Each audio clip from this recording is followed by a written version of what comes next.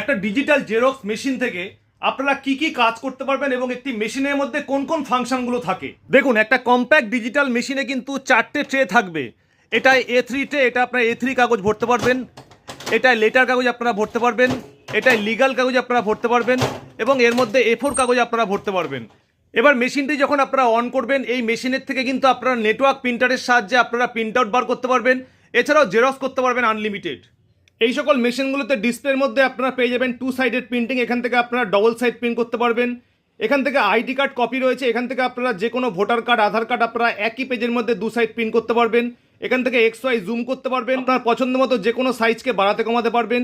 Copy ratio থেকে আপনারা একটি ম্যাটারকে 25% পর্যন্ত ছোট করতে পারবেন এবং 400 পর্যন্ত কিন্তু জুম করতে পারবেন। এখান থেকে ফিনিশার অপশানে গিয়ে আপনারা কিন্তু কোলার সেট করে সব পাতাগুলোকে একই সঙ্গে সেট বাই সেট তৈরি করতে পারবেন। তো সাইবার ক্যাফে ব্যবসা গ্রো করতে অবশ্যই কিন্তু আপনাকে নিতে হবে এরকম একটি ডিজিটাল মেশিন।